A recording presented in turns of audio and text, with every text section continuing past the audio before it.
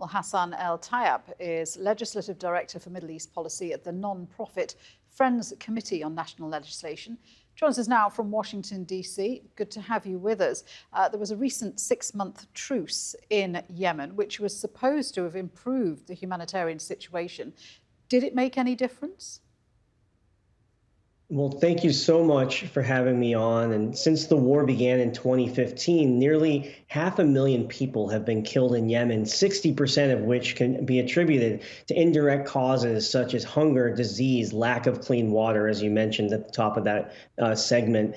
The truce in Yemen started in April. There was a basic agreement by both sides, the Saudi-led coalition and Ansar Allah, aka the Houthis, that there wouldn't be any cross-border attacks, no Saudi airstrikes, no cross-border drone attacks, and that worked.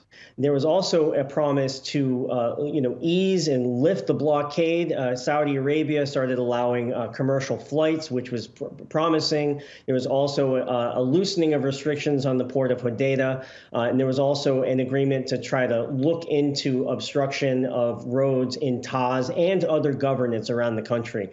Unfortunately, the truce expired at the beginning of October, and that puts this whole situation in a lot of jeopardy.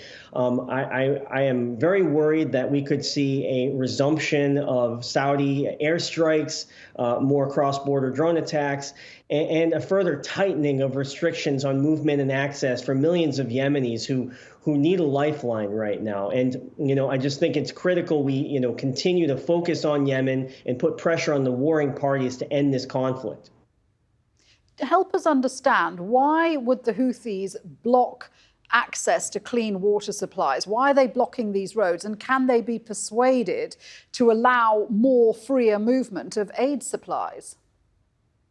Yeah, so every side in this conflict has pointed at the other as part of the problem with, the breakdown of this truce.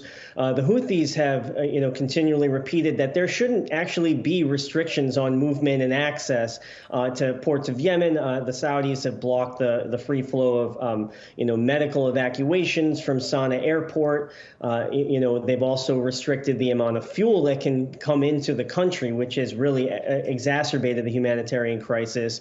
The Houthis have said that they want, Saudi militias, Saudi-backed militias to leave Taz.